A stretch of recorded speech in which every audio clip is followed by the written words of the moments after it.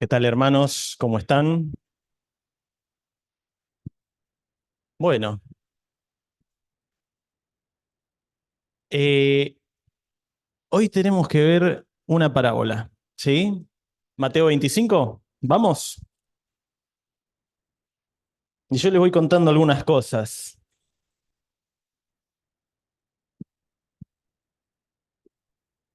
En Mateo 25 tenemos tres parábolas, que un poco una introducción que tenemos que dar eh, aplica a las tres, ¿sí? También algo que vamos a ver y lo vamos a tomar del capítulo 24, todo tiene que ver con lo mismo. Pero quiero que empecemos a pensar, ¿sí?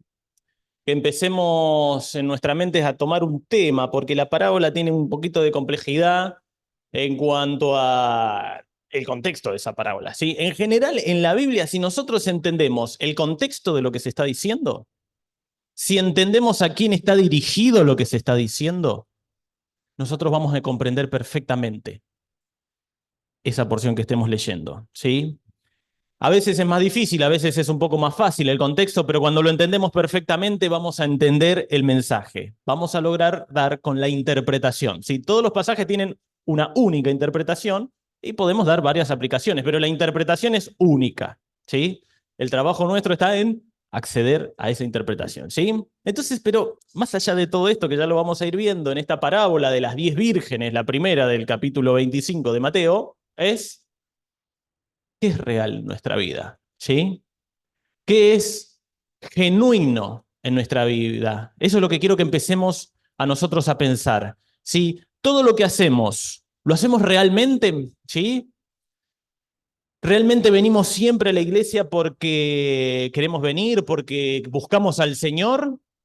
¿O venimos porque me traen? ¿Sí? ¿O venimos porque, y quedaría mal si no voy a esta reunión, y quedaría mal si falto más de 2 domingos, ¿no? Y ya me van a decir, ¿qué está pasando, Marcos?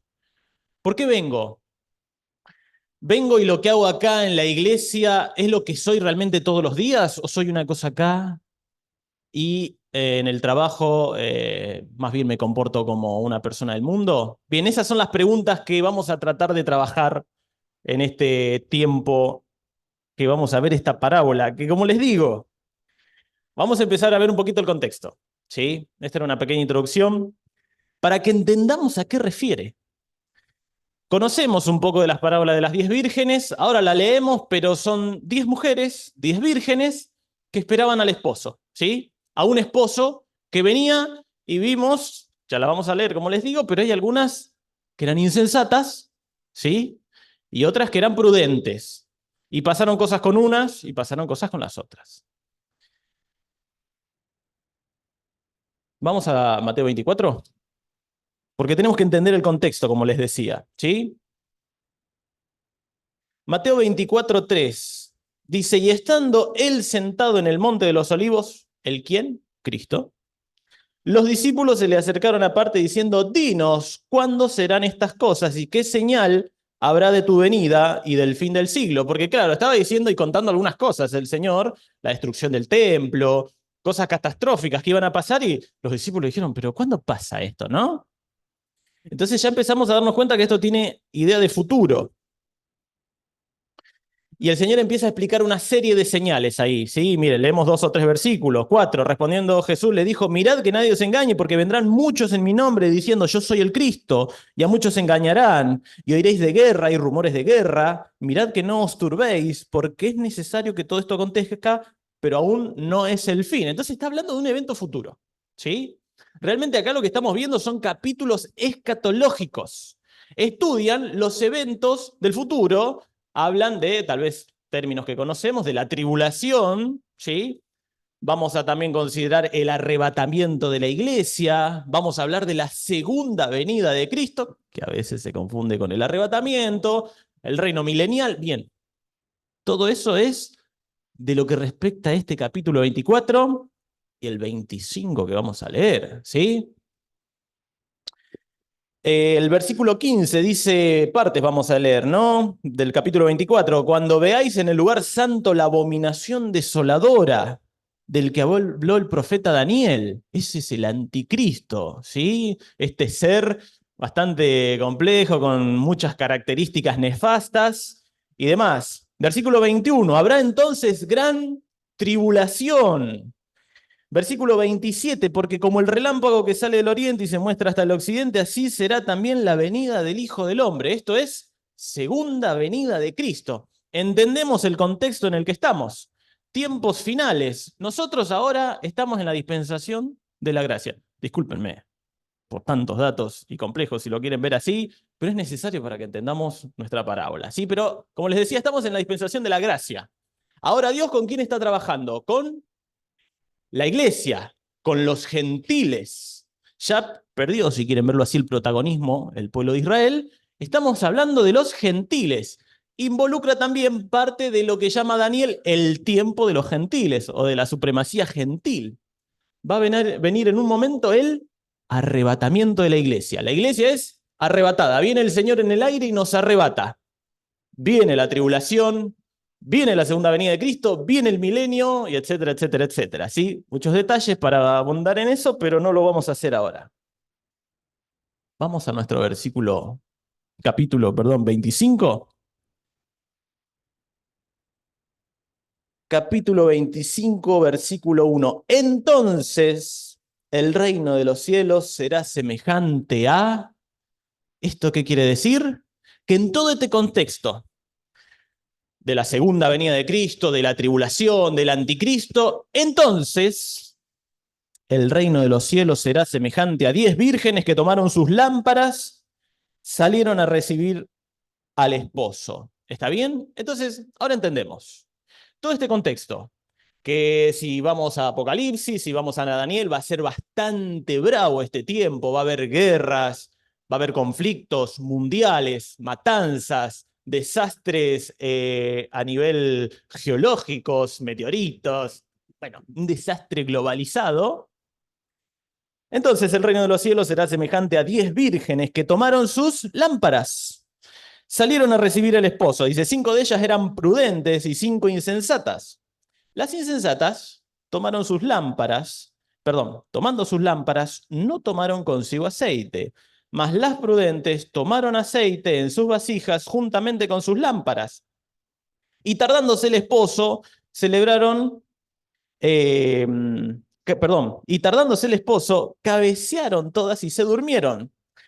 A la medianoche se oyó un clamor. Aquí viene el esposo, salid a recibirle. Entonces todas aquellas vírgenes se levantaron y arreglaron sus lámparas. Las insensatas dijeron a las prudentes, danos de vuestro aceite, porque nuestras lámparas se apagan. Acuérdense que las insensatas no tenían aceite extra. Mas las prudentes respondieron diciendo, para que no nos falte a nosotras y a vosotras, id más bien a los que venden y comprad para vosotras mismas. Versículo 10. Pero mientras ellas iban a comprar, vino el esposo, y las que estaban preparadas entraron con él a las bodas y se cerró la puerta. Después vinieron también las otras vírgenes diciendo, Señor, Señor, ábrenos. Mas él respondiendo dijo, de cierto os digo que no os conozco. Velad pues, porque no sabéis el día ni la hora en que el Hijo del Hombre ha de venir. Así que bueno, esa es nuestra parábola, ¿sí? Vírgenes, 10 vírgenes, 5 insensatas, 5 prudentes. Las insensatas no tenían aceite, las prudentes tenían una vasija con aceite, porque bueno, recuerden que las lámparas eran unos recipientes que tenían en algún lugar un quemador y el combustible era aceite. En ese tiempo un buen combustible era aceite, de lo que sea. Cualquier aceite sirve muy bien para iluminar principalmente. Entonces había que andar con un recipiente si queríamos estar mucho tiempo velando. Pero ahora tenemos otra dificultad. Nosotros ya entendemos el contexto. Estamos hablando de que el Señor habla que esta parábola aplica en estos tiempos finales. Pero tenemos que entender algo más. ¿Cómo es una boda hebrea? Porque ¿quiénes son estas 10 vírgenes, no? ¿Qué eran? ¿Varias esposas del esposo? ¿Quiénes eran, no? Porque claro, uno dice vírgenes, un esposo, y de alguna manera se vinculan. ¿Alguna de ellas será la esposa del esposo? Bien. ¿Cómo funciona una boda hebrea? Primeramente, que el padre del esposo elegía a la esposa, ¿sí? A ver, de las chicas, vos vas a ser la esposa. Entonces eran matrimonios más bien arreglados, ¿sí? Entonces, lo que pasaba a continuación es que se desarrollaba un contrato, contrato de desposorio entre el esposo, digamos el novio, y la novia. Vamos a hablar que todavía no son, aunque tenía un peso importante este contrato de desposorio. Ya prácticamente y legalmente eran esposos. El novio y la novia que firmaban ese contrato de desposorio entraban como en un noviazgo, pero ya para la ley eran esposos. Es más, si tenía que intervenir una disolución, ya entraban en términos de divorcio. ¿Está bien? Más allá de todo lo que esto implique, y después se podría analizar si bien o mal, pero ya legalmente eran como esposos. Así que más o menos ese periodo de desposorio tomaba un año máximo, oscilaba en ese periodo. El padre entonces le elegía a la novia, los novios firmaban el contrato, en cual el esposo aceptaba a la esposa y definían una fecha de boda. ¿Está bien? Ahora, listo, llegaba la fecha de la boda. Teníamos todo listo, ¿no? ¿Qué hacía el esposo? Salía de la casa del padre y se iba a la casa del padre de la novia, ¿sí? Ahí tomaba a la novia y se iban, dicen que, a ver la casa donde iban a estar. Y luego de estar en de ver la casa de la que iban a vivir los recién casados, cuando se casaran, iban a las bodas. ¿Está bien? Disculpen el lío, muchos detalles, pero esto es importante. El novio va a buscar a la novia a la casa de su padre, ven su casa y luego se van a donde van a hacer las bodas. ¿Está bien? Ahora, en ese tránsito hacia las bodas, se armaba un séquito, ¿sí? Había gente que se le sumaba, amigos, ¿sí? Salían de la casa, tal vez se encontraban en algún lugar, iban a la zona de las bodas. Ese séquito muchas veces estaba integrado por amigas de la novia, vírgenes en este caso. ¿Está bien? Así que lo que tenemos acá, estas 10 vírgenes, son parte del séquito, del acompañamiento que tenía el esposo y la esposa. ¿Está bien? Se iban a dirigir a las bodas. En el camino dicen que, claro, tiene tanta solemnidad este tema de la boda, porque ¿qué pasa?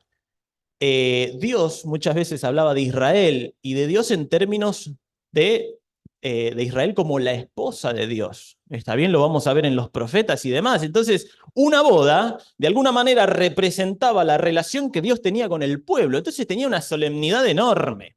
Todo el pueblo cuando veía un séquito con lámparas o antorchas, ahí vienen las lámparas de las vírgenes, por lo menos saludan. Es como, vieron, las lámparas eran una señalización como tal vez feo. Cuando nosotros vemos líneas de autos con balizas, ¿qué sabemos qué es? Es que alguien murió. Adelante hay un auto fúnebre y va un muerto. Y todos van atrás con las balizas yéndose a donde lo van a entrar. Eso es normal en nuestra sociedad. Lo normal en la sociedad hebrea es que un montón de gente que va caminando con antorchas y lámparas se está alguien casando. ¿Está bien? Y lo cual revestía una gran solemnidad.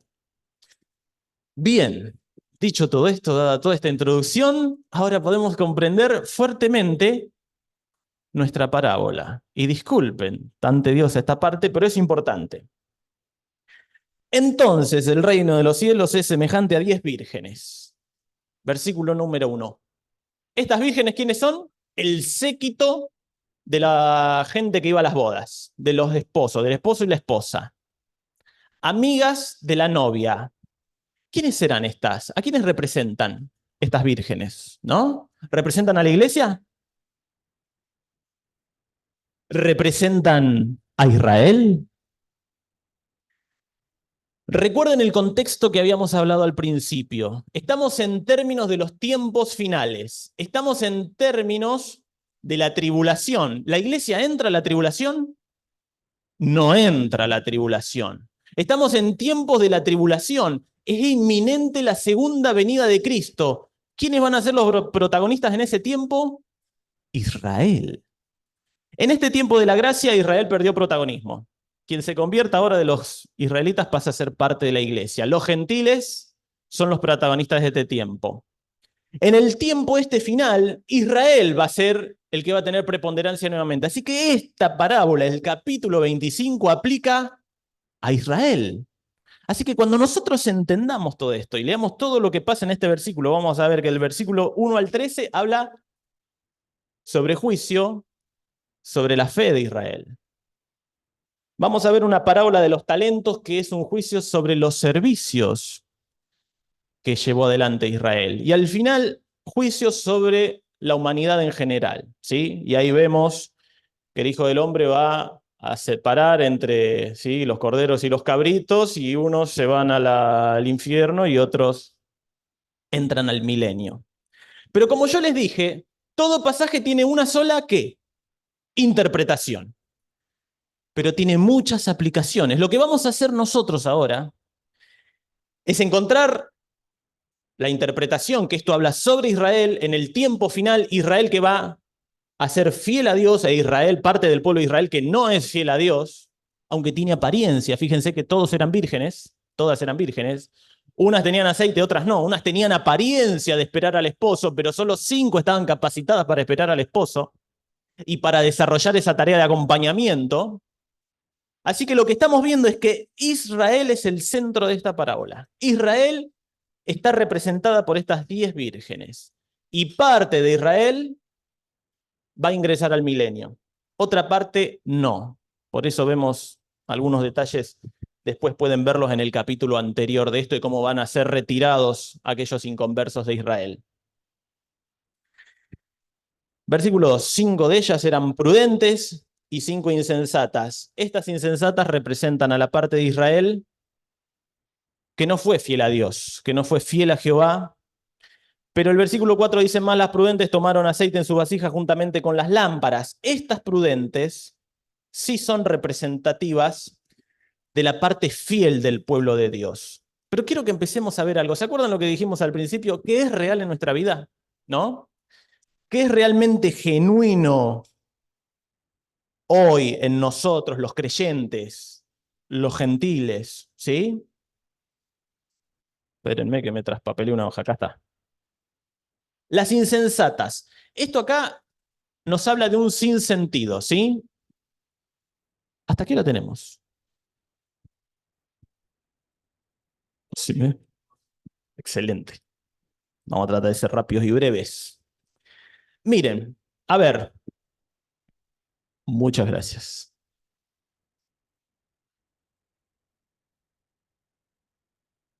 ¿Cómo funcionaba un séquito? Habían lámparas. Se estilaban también antorchas. Pero bueno, una mujer capaz de andar con una antorcha ahí no estaba lindo. O Jean guarda los pelos. No. Una lámpara era algo mejor, ¿sí? Más sofisticado, más delicado. Como les decía, no tenía sentido andar con lámparas y sin combustible, sin ese aceite que permitía que se mantuviera prendida. Justamente estaban velando, esperando al esposo, que no sabían cuándo iba a venir. Así que esto nos habla de una falta de sentido, una falta del orden lógico. Nos habla de apariencia, porque ¿qué pasa? Vamos a ver que estaban ahí, las 10 vírgenes, igual que las otras, estas 5 insensatas, igual que las otras 5, estaban esperando al esposo, estarían arregladas, estarían preparadas, era un casamiento, eran bodas, ¿sí? Como les decía, tenía una representación muy solemne para todo el pueblo, pero no tenían lo que requería, ¿sí?, para desarrollar la tarea. Entonces esto nos habla, y voy a ser un poco duro en términos, de hipocresía, de superficialidad.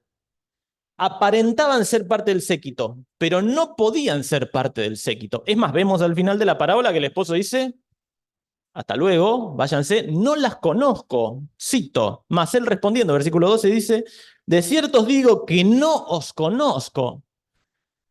O sea, no es que dijo, bueno, sí, no pasa nada, yo les doy aceite. No, es contundente y uno dice, pero no es tan grave, ¿no? Si se olvidaron el aceite. Es importante el significado de la parábola. Es importante el significado de la parábola para Israel y para nosotros. Es lapidario el Señor. Cuando nosotros no somos correctos, cuando nosotros tal vez estamos en la iglesia, pero somos inconversos, lo que antiguamente se llamaba un profesante, un creyente que tiene solo la apariencia de creyente, pero que no lo es. Y que yo no he tenido el disgusto tal vez de conocer a alguien en este estado, pero muchos han comentado de tal vez amigos o personas que tal vez siendo predicadores y demás se han convertido luego de desarrollar ministerios en la iglesia. ¿Lo entienden a esto? Tienen apariencia, hasta incluso hablan bien y se comportan como creyentes, pero no lo son. Pero bueno, tal vez esto es muy distante de nosotros, ¿no? Tal vez es un caso muy raro eso, o no, no lo sé. Pero hay otra condición que podemos tener los creyentes, que se desarrolla mucho más en Gálatas y bueno, en muchas partes del Nuevo Testamento, pero es el creyente carnal. ¿Cómo es eso? El creyente carnal tiene una condición que es creyente, es una persona salva, pero en Gálatas, ya les digo, el capítulo 5 es muy claro y no vamos a entrar en eso, pero habla Gálatas 5 a los creyentes que están en Galacia como inconversos. Y habla de que ciertas conductas como divisiones, disensiones y celos que tenían los Gálatas, dice, aquellos que tienen este comportamiento no son carnales. Entonces lo que puede empezar a pasar en mí, en nosotros, es que a pesar de que seamos creyentes, tengamos conductas del mundo. Y claro, yo vengo todos los días a la iglesia, ¿no? Y vengo a la reunión de oración, que viene poca gente, tal vez también. O vengo a todas las reuniones del fin de semana. Pero yo soy un creyente carnal. El resto de los días que estoy en el mundo, que estoy en mi trabajo, que estoy en el colegio, que estoy en mi casa, me comporto como un inconverso. No respeto a Dios, no lo busco a Dios. Y eso es un problema enorme. Eso es una conducta insensata. Un creyente se rige por la palabra de Dios. Lo busca a Dios. Busca su palabra. Y aunque al principio cueste leerlo, leer la Biblia, y es difícil, es más, estamos leyendo un capítulo y hemos dedicado 10 minutos a solamente introducción, porque tiene su complejidad, pero hace falta que estudiemos su palabra. Hace falta que vengamos a la iglesia y aprendamos de su palabra, a pesar de que algunas partes sean un poco complejas, porque ahí vamos a poder obedecerlo a nuestro Dios. Vamos a poder ser guiados por Él, porque genuinamente lo buscamos. Si simplemente vengo acá porque es agradable, porque la gente que está acá es muy buena, porque la paso bien, ¿sí? Porque esto, aquello, lo otro, eso no va a funcionar. Eso no es bueno. Eso no termina bien, ¿sí? Tenemos que buscar acercarnos al Señor. Tenemos que buscar dejar de lado el pecado. Tenemos que buscar permanentemente al Señor, día tras día. Otra vez digo, es muy difícil esto. Es muy difícil avanzar en una lectura diaria, en una vida de oración diaria, en una vida de confesión de pecados diaria, con tantas cosas para hacer, con tanto trabajo, con tantas dificultades y hoy en día la economía de nuestro país. Pero realmente tiene excelentes beneficios. Avanzar en la vida cristiana, en la lectura diaria, permanente. Al principio, bueno, será una vez por semana, una vez cada 15 días, pero vamos a ir entendiendo de a poco a los salmistas cuando decían esa delicia de poder estar en la casa del Señor, de su palabra deliciosa. Anhelaban los profetas en la antigüedad, lo escuchamos a Daniel, a muchos en los salmos, que deseaban la palabra del Señor, que querían, que la anhelaban, que la preferían ante todo. Progresemos en este camino. De a poco lo vamos a ir logrando. De a poco nos va a ir gustando cada vez más. Y vamos a empezar a ver cambios en nuestra vida, de conducta, de ánimo. Problemas, dificultades que hay en nuestra vida, en nuestra familia, en nuestra iglesia, se van a ir disolviendo en la medida que más nos acerquemos al Señor. Así que cuidado con esto de la hipocresía. Miren esto, no lo buscamos. Lucas 12 dice, guardaos de la levadura de los fariseos, que es la hipocresía. Porque nada hay encubierto que no haya de descubrirse, ni oculto que no haya de saberse. Miren, vamos un par de capítulos antes, ¿sí? Más yendo a esta idea de esta superficialidad. En el capítulo 23 de Mateo, en el versículo 23, Vemos acusaciones, bueno, en muchas partes del capítulo, vamos a leer algunos versículos. Vamos a ver cómo el Señor trata a los fariseos, a los escribas y fariseos. Eran dos sectas que eran muy respetuosos de la ley, pero estaban muy alejados de Dios. Y es durísimo el Señor. Ay de vosotros, escribas, perdón, ¿no? Mateo 23:23. Ay de vosotros, escribas y fariseos, hipócritas, porque diezmáis la menta y el eneldo y el comino, y dejáis la menta, perdón, y dejáis lo más importante de la ley, la justicia, la misericordia, la fe. Esto era necesario hacer sin dejar de hacerlo aquello. Miren, perdón, quería leer un par de versículos más, pero esto requiere un poquito de atención. Miren esto, hay de vosotros escribas y fariseos hipócritas porque diezmáis la menta y el eneldo y el comino. ¿Saben qué? ¿Qué obligación tenía el pueblo de Israel? Sacrificios, el diezmo, ¿no? El diezmo era de los ingresos, la décima parte se la separaba y se la daba a los levitas, se la entregaba en el templo, ¿sí? A los sacerdotes y demás. Ahora, ¿qué pasa? Todo, ¿no? A veces, ahora nosotros ganamos dinero, pero si uno era productor, como pasaría con algunos de estos, que ustedes tenían una cosecha de grano, bueno, juntábamos 10 toneladas de trigo, una tonelada se le daba a los sacerdotes, al templo, a los levitas, ¿sí? Ahora, ¿qué pasa? Dice que ellos diezmaban, a ver dónde está, porque diezmáis la menta y el eneldo y el comino. ¿Qué son estos? Condimentos. En general usamos. Especies. Estas son cosas que, no sé si a ustedes les ha pasado, si estuviéramos en el campo, salen en cualquier lugar. Son plantas muy fáciles de cuidar, ¿sí? Crecen fácil, se reproducen fácil, se cuidan fácil, ¿sí? Y se usan para cosas muy sencillas como, por ejemplo, condimentar. Nadie cultiva 20 hectáreas de comino, ¿no? Nadie cultiva perejil, nada. Sale medio que solo por cualquier lugar y en algunos lugares grandes se guarda, pero es algo, si se quiere, una planta insignificante. Pero dice que los fariseos eran tan cuidadosos de la ley que hasta si salían de la casa y había una planta de perejil, porque, por ejemplo, a ver, el eneldo era como un perejil raro, salían y salía una planta de perejil y tenía 10 hojas, una hoja la diezmaban. ¿Está bien? Miren lo cuidadosos que eran los fariseos y los escribas. Hasta estas plantas irrisorias, que se usan simplemente para condimentar, más allá que alguien negocie con eso, igual, pero dentro de todo lo que se podía cultivar era algo insignificante, ¿sí? Entonces los fariseos eran tan estrictos que hasta estas plantas insignificantes las diezmaban. Le daban un 10%, iban ahí, toma, una hojita de perejil porque me salieron 10 perejiles, ¿no? Y dice, pero qué hipócritas, porque llegan hasta ese punto de cuidar la ley, pero miren esto, dejan lo más importante de la ley, que es la justicia, la misericordia y la fe. No eran justos los fariseos. No tenían misericordia. No tenían fe en el Señor. Esto es desastroso, ¿lo entienden? Que nosotros tengamos ese nivel de hipocresía y de venir a la iglesia y de hacernos parecer o aparentar que estamos cerca del Señor y capaz que nos mostramos hasta con una carita ahí de, uy, mirá lo que espiritual que debe ser, con la cara que pone, ¿no? Y siempre con la Biblia y hasta capaz que tengo un comentario o algún libro al lado de la Biblia para que... Cuando eso es una fachada, eso es un problema. Eso es desastroso. Versículo 24. Guías ciegos que coláis el mosquito y tragáis el camello. Esto es muy gráfico. El Señor, la verdad que era genial. Guías ciegos colaban el mosquito pero se tragaban el camello. Es un animal que pesa 500 kilos. ¡Ay de vosotros, escribas y fariseos hipócritas!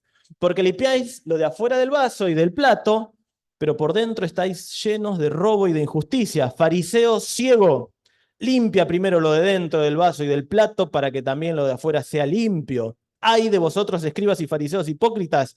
Porque sois semejantes a sepulcros blanqueados, que por fuera, a la verdad, se muestran hermosos, mas por dentro están llenos de huesos de muertos y de toda inmundicia. Esto es desastroso. Si hay algún creyente, si a mí me pasa, si a nosotros nos pasa, a cualquiera de nosotros nos pasa esta situación, de que nos mostramos buenos y correctos, pero internamente somos patéticos, internamente estamos alejados de Dios, esto es gravísimo. Y esto está muy fuerte condenado por el Señor. Fíjense cómo les hablaba en el tono que hablaba a los fariseos el Señor.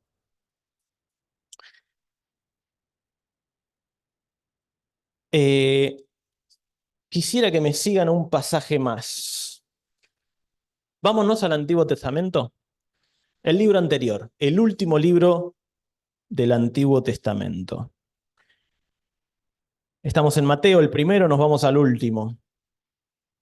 Si hay algo que me encanta de los profetas es, bueno, como lo escuchábamos ahí, como lo leíamos recién de parte del Señor, eh, cómo eran, ¿cómo sería la palabra?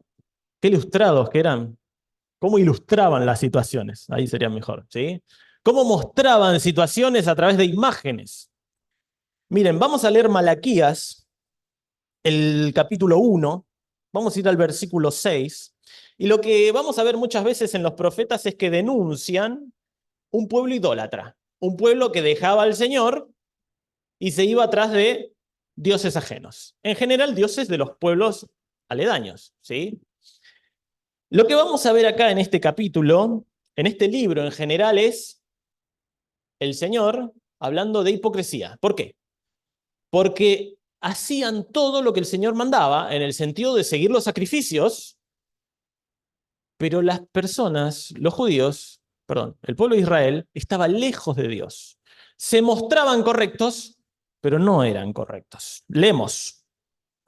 Versículo 6, Malaquías capítulo 1. El hijo honra al padre y el siervo a su señor. Si pues yo soy padre, dice Dios, ¿dónde está mi honra? Si yo soy señor, ¿dónde está mi temor? Dice Jehová de los ejércitos a vosotros, oh sacerdotes, que menospreciáis mi nombre.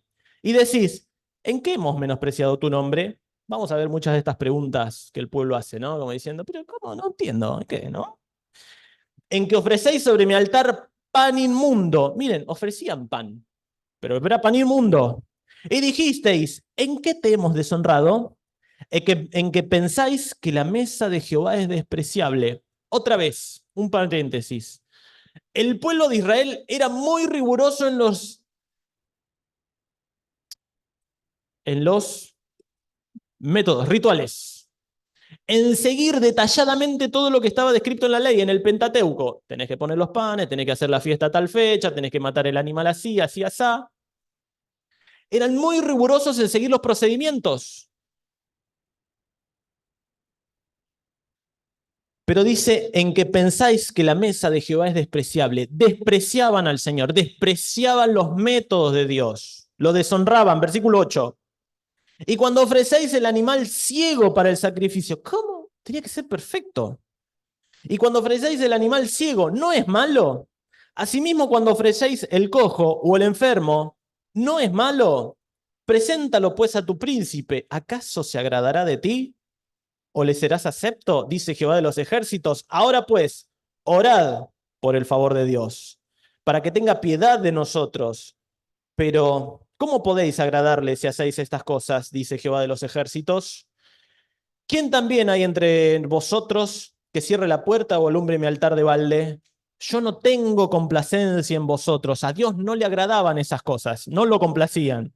Dice Jehová de los ejércitos, ni de vuestra mano aceptaré ofrendas. ¿Saben qué? Estas ofrendas eran inútiles.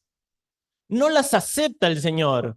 Una conducta hipócrita, una conducta que no es real, una fachada del creyente, no es aceptada por Dios, no es aprobada, no le agrada. Y prestemos atención, miren, esto habla en términos de lo que es Dios. Porque desde donde el sol nace hasta donde se pone, es grande mi nombre entre las naciones. Y en todo lugar se ofrece a mi nombre incienso y ofrenda limpia, ofrenda correcta. Porque, atención, grande es mi nombre entre las naciones, dice Jehová de los ejércitos. Entonces, a ver, ¿entienden lo ridículo de esto? El único Dios verdadero, un Dios enorme, un Dios genuino, correcto, amoroso. Y nosotros nos comportamos así. Y nosotros somos torpes en querer mostrarnos correctos adelante de Él. A los hombres los podremos engañar. Se la podrán creer nuestros ancianos, aquellos encargados de área, podrán pensar nuestra familia, podrán decir, mirá qué bien que anda, ¿no? Qué bueno, ¿no? Sí, anda para adelante, seguí por tu camino que va perfecto porque, mira, parece, o me creo yo que es correcto. Pero el Señor no lo engañamos. Y vosotros lo habéis profanado, dice el versículo 12, cuando decís, inmunda es la mesa de Jehová. Obviamente que no lo decía esto el pueblo, pero lo consideraba así. Por más que de labio para afuera decían, ay, qué bien, yo voy a hacer todo perfecto y voy y lo hago. Vosotros decís, inmunda es la mesa de Jehová cuando decís que su alimento es despreciable. Habéis además dicho, oh, qué fastidio es esto. ¿Entienden? Era terrible el pueblo. Se fastidiaban de estas cosas. Y a veces nosotros podemos tener fastidio de las cosas del Señor, porque las hacemos con nuestra fuerza, porque no buscamos al Señor, buscamos agradar a los creyentes, buscamos agradar a nuestra familia que tal vez nos impulsa a ir a la iglesia, buscamos aparentar. No, no, me estoy acercándome ahí a un chico, una chica, me tengo que mostrar, no, no voy a ir, voy a hacer, me voy a mostrar espiritual, no voy a parar a hablar, voy a ir a los campamentos y me voy a mostrar súper espiritual, si voy a sacar la guitarra, voy a tocar todo el día coros, ¿no? Y me muestro y no soy. Eso es terrible. Eso no sirve.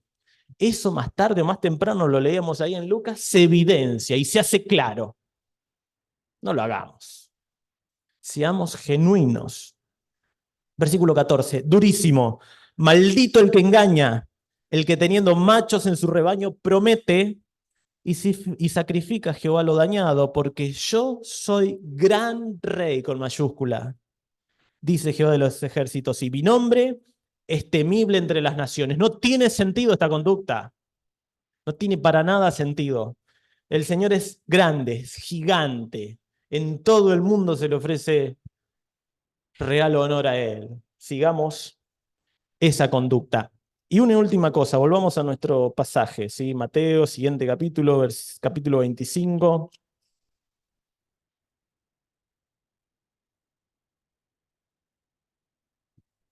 Dos ideas más quisiera dejarles.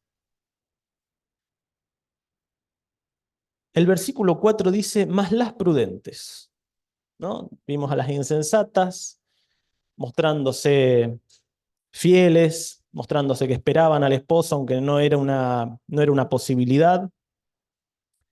Mas las prudentes tomaron aceite en sus vasijas juntamente con las lámparas. Eran reales las prudentes. Estaban realmente capacitadas. Realmente eran fieles al esposo, podríamos decir, a Jehová. Quiero hacer referencia a una parábola más en Lucas 16, que no vamos a ir, no la vamos a buscar, no la vamos a leer porque nos llevaría mucho tiempo, pero la deben conocer. El mayordomo infiel. ¿Lo recuerdan? ¿Sí? Había un hombre que tenía un mayordomo. ¿Qué hace un mayordomo? Administra todos los bienes, ¿sí?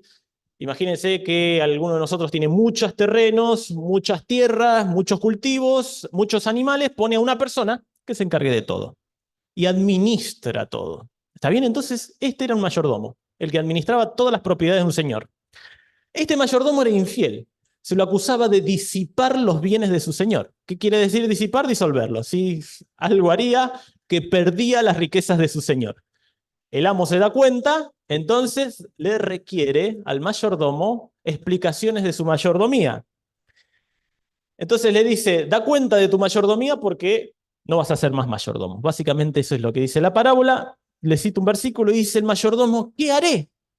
Porque mi amo me quita la mayordomía. Cavar no puedo, mendigar me da vergüenza. Entonces el mayordomo empieza a decir, tengo que hacer algo, ¿sí? Tengo que resolver esta situación, tengo que de alguna manera asegurarme mi futuro, económicamente hablando, así que algo voy a hacer. Entonces, ¿saben qué? Toma una estrategia. Empieza a llamar a todos los que le debían a su señor, ¿sí? A ver, vos, ¿no? Esteban, ¿cuánto me debes? 100 baldes de vino, ¿no? Barricas de vino. Anotá que me debes 50, ¿sí? Y así empieza. Bueno, ¿vos cuánto me debes? 100 medidas de trigo, anotá que debes 20 nomás. Entonces empezó a congraciar con todos los deudores, ¿sí? Entonces, ¿qué dice? El amo se da cuenta de toda esta situación, que este mayordomo infiel No solo que diezmaba los bienes, sino que para asegurarse su futuro diezmó más aún los bienes. Y alabó el amo al mayordomo malo, por haber hecho sagazmente, ¿sí? Porque se hizo amigo, digamos, de todos los deudores para encontrar después una salida laboral. Porque los hijos de este siglo son más sagaces en el trato con sus semejantes que los hijos de luz.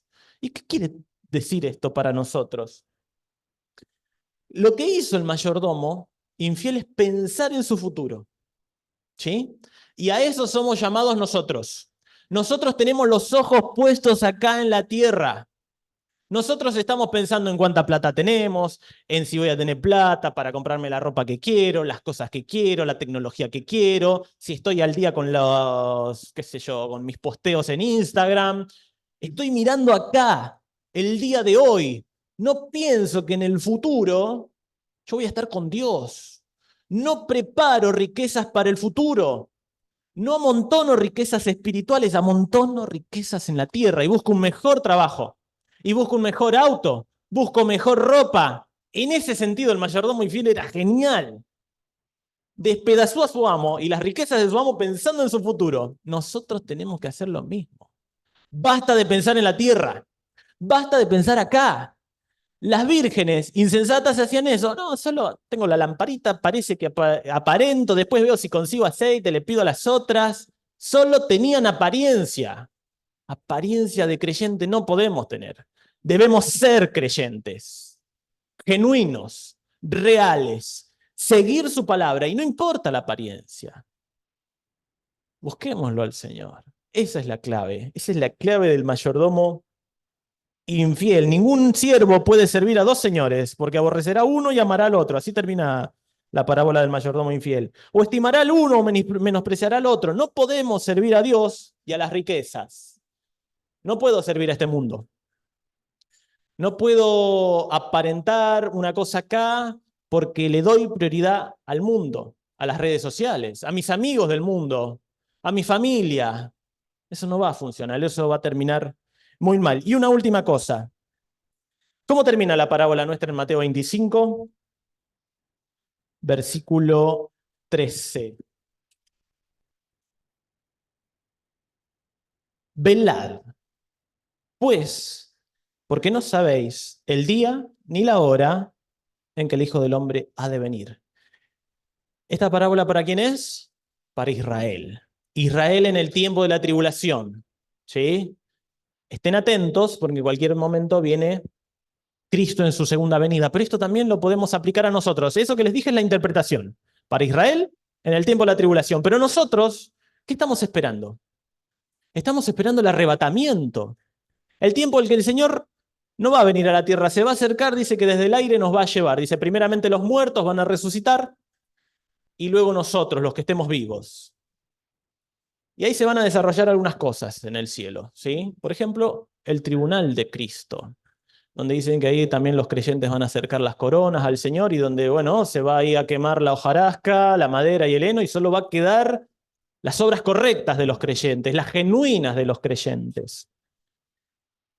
Dos cositas. Mateo 26 dice, velad y orad para que no entréis en tentación. El espíritu, la verdad, está dispuesto, pero la carne es débil. Este es el último mensaje que le dijo Cristo a sus discípulos. Más allá de las apariciones y demás, pero estaba ahí el Señor en el Monte de los Olivos, estaba por venir Judas con todo ese séquito que lo iban a llevar al Señor para matarlo, y estaba ahí con algunos de sus discípulos y le dijo, velad y orad porque, para que no entréis en tentación. Tenemos que estar atentos, tenemos que estar orando, porque la tentación es algo constante para nosotros. Por eso yo creo que fue el último mensaje que dejó, porque es lo más grave que podemos sufrir, la tentación. ¿Y saben qué? Caemos recurrentemente en la tentación. El espíritu, la verdad, está dispuesto, pero la carne es débil. Atentos, despiertos, analizando. Y un pasaje más. Y ya terminamos. 1 Pedro 5:8, no lo busquen. Muy conocido. Sed sobrios y velad. El aviso es el mismo. Sed sobrios y velad. Porque vuestro adversario, el diablo, como león rugiente, anda alrededor buscando a quién devorar. ¿Entendemos esto? Hay varias cosas que nos complican a nosotros. Nuestra concupiscencia, la carne, Satanás y el mundo son los tres enemigos que nosotros tenemos, ¿sí? Y acá vimos avisos sobre dos. La tentación, que sale de nosotros mismos, de nuestra carne. Y acá habla de sed, sobrios y velad, porque vuestro adversario el diablo anda alrededor buscando a quién devorar. Y esto es muy interesante, sed sobrios. Lo contrario al ebrio, al que está diluido ahí en el alcohol, que no entiende ni dónde está muchas veces, ¿sí? Y miren esto, porque vuestro adversario, el diablo, como león rugiente, anda alrededor buscando a quién devorar. ¿Saben qué? Muchas interpretaciones se han dado a esto, o digamos aplicaciones, o bueno, no sé, como lo quieran ver. ¿Qué león ruge? ¿Alguna vez vieron un león rugiendo atrás de una presa? No. ¿El león cómo hace? Está totalmente escondido en los pastos altos, imagínense ahí, ¿no? La sabana, el león escondido y la presa. Musarela el león. En general son las leonas, ¿no? Los leones aprovechan después que la hembra que cazó. Pero están escondidos. Y cuando está cerca, tucu, tucu, tucu, corren y agarran la presa, ¿no? Bien, esa es una metodología que tienen los leones para cazar de día. ¿Saben cómo cazan de noche los leones? ¿Qué pasa? Los animales en general no ven nada de noche. Los ojos de los animales no están preparados para cazar de noche, así que es muy difícil que ellos puedan ver algo, pero los leones tienen una vista muy aguda de noche, ¿sí? Es más, no sé si alguna vez vieron algún gato, ¿vieron cómo les brillan los ojos? Parece que tienen ahí como iluminados los ojos de noche, ¿no? Bueno, les comento esto, que esto no lo saco de ningún lado, no lo invento, lo vi en Discovery Channel o en alguno de esos canales. Con cámaras térmicas mostraban cómo los leones cazaban de noche, es impresionante. Imagínense, animales por ahí dispuestos en un centro, y los leones lo que empiezan a hacer en un grupo de animales, empiezan, en este caso eran tres leones, a distribuirse alrededor de los otros, de las presas, ¿no? Entonces, ¿qué pasa? Tenían tres leones ahí más o menos rodeando y empezaba a rugir uno. Y rugía por acá, rugía el león, ¿no? Entonces, ¿qué pasa? Imagínense, los animales no ven nada de noche. ¡Ey! Un león, para el otro lado. Iba para allá. Empezaba a rugir otro león, ¿no? No sé, rugía el león. Y los animales decían, ¡ey, pará! ¿Están acá o están allá? Y después rugía otro por atrás. ¿Qué pasaba con los animales? Disturbio. Empezaban a salir corriendo, algunos salían para un lado, otros para el otro. Desorden, descontrol. Y uno que se distrajo, uno que se separó del grupo, los leones con altísima visión nocturna, vamos a ese. Los tres leones iban y pescaban esa presa, distribuidos, muy ágiles, feroces, garras, dientes. Chao, nos vimos, fue. Lo lograron separar, lo distrajeron. Leemos de vuelta, sed sobrios y velad, porque vuestro adversario el diablo, como león rugiente alrededor buscando a quien devorar, nos está acechando. Les decía el Señor que los discípulos, los apóstoles, los había pedido para zarandearos. Satanás nos está buscando, nos quiere destruir. Quiere destruir tu juventud, quiere destruir tu matrimonio, quiere destruir tu noviazgo, quiere destruir tu vida. Y esto es real y es gravísimo. Es un peligro genuino. Sed sobrios y velad. Esto no es chiste, no son palabras sencillas. Realmente tenemos que dejar de lado la disolución. Tenemos que dejar de lado las distracciones. Tenemos que dejar todo aquello que nos haga perder el objetivo, que nos distraiga. ¿Cuántas cosas tenemos hoy? No lo tengo acá, lo tengo ahí el teléfono. ¿Cuántas cosas? El teléfono, cuánta distracción que tenemos ahí. ¿Cuánto nos hace perder la atención? ¿Cuántas horas invertimos en cosas, en series? Digo el teléfono por decir una cosa. En algún hobby, en alguna actividad. Tenemos que estar atentos. Nuestras iglesias se están derrapando. Nuestras iglesias se están cerrando. Nuestras iglesias están cambiando sus denominaciones porque está llena de creyentes desatentos, que no escarban la palabra de Dios. Sed sobrios y velad, porque nuestro adversario está como león rugiente buscando a quien devorar. Que el Señor bendiga su palabra.